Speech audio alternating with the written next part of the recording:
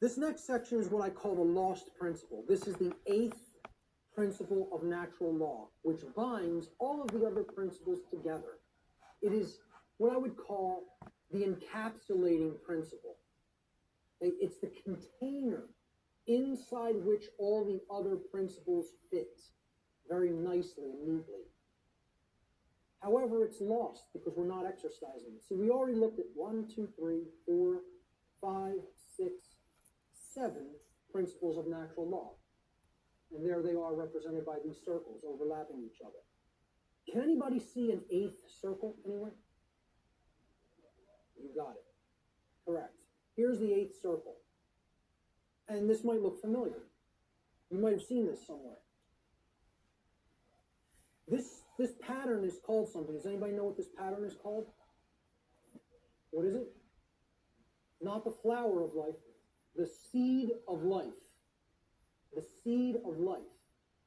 Now, what happens from a seed? It grows. It generates something. It creates something. A seed has an outer casing, an outer shell.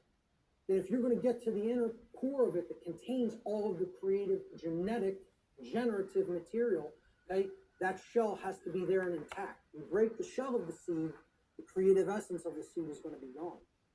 Here's what the eighth principle is. It is known as the generative principle, or the principle which governs creation, which actually is the causal factor that goes into effect and generates the result that we say that we want. The generative principle is care. This means, what are you giving attention and helping to grow? What are you focusing upon? Because what focus you're focusing upon, that's what's ultimately getting generated, getting created, and growing. And this doesn't mean be ignorant of what's going on in the world and don't look at anything that's negative because you're going to feed that and give power to it. That's not what it means. Okay? That means, you know what you're feeding? In that instance, if you want to do that, you're feeding ignorance. And that's what's going to grow. It's the exact opposite that the New Agers want you to believe that it is. By ignoring the negative, you are ensuring that more of it occurs. You are fueling it by ignorance, ensuring that it grows and takes over. What care has to be looked at here as is, this is what you're giving your energy to. This is what you're focused upon. This is what you actually care enough about to do, to spend your time on, to put your attention on, to manifest in the world. That's what I'm talking about as care. Okay? That's what generates our experience in the aggregate. Most people don't care about what's really happening.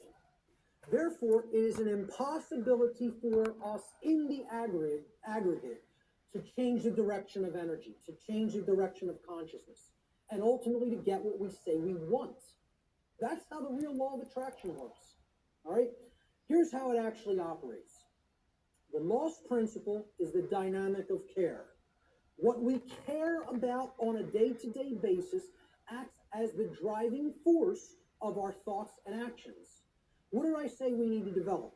The heart, mind, guts. Right? Heart, mind, guts. In that order. Care comes first. You got to care enough to know, to develop the knowledge. Okay? Then you got to act on it and put it into practice. Apply it. So that's the order. Heart, mind, guts. Care, knowledge, action. Those are the steps. Okay? And all three of those have to be in place. All three. That's what unity consciousness is. It's unifying thoughts, emotions, and actions. The three aspects of consciousness, such that there is no contradiction between them. Our thoughts, what we say, what we think, how we feel, and how we act are one and the same. There's no contradiction. That's unity consciousness. Therefore, okay, since care is the driver of our thoughts and actions, it ultimately can be seen as the generator of the quality of our shared experience here on the earth. Care is what generates the whole thing. Hence, it has been called the generative principle. Liken the heart to a pump in the body. Well, what does a pump do? It's a generator. It provides energy. It moves the life force through the blood in the body. In every ancient tradition, they talked about the life force being in the blood. The heart is what pumps that through the whole physiology and enables us to continue to sustain life. Okay? The heart is the generator, it's the pump, it's the center of the being. As important as the brain is, which we just talked about the importance of it, the heart is ultimately what's generating the experience, because what we care about determines what we think about on a daily basis most of the time, and therefore how we behave. It's called the generative principle because that means to create. It comes from, the word generative comes from Latin. The verb generare, as we've already talked about, means to create. The generative principle is what we create through.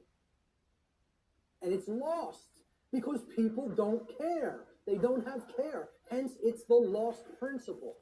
Okay? Here's how it works, folks. What we care enough to put our will behind. Okay? So again, heart, mind, guts. Guts is the will, the action, the masculine principle. That's what gets things done ultimately in the physical domain. What we care enough to put our will behind. And that's driven by the care. That's the generator or the pump that drives the will. What we care enough to put our will behind is ultimately what gets created or manifested in our world. The world is the way that it is because most people do not care enough, even if they say, they pay lip service, okay, and say that they want things to be different. They don't care enough to actually change it through their actions. So most people will say they want things to change, but then when you say, what are you doing to make that change happen? Not a word. Silence. Comes back on the other end.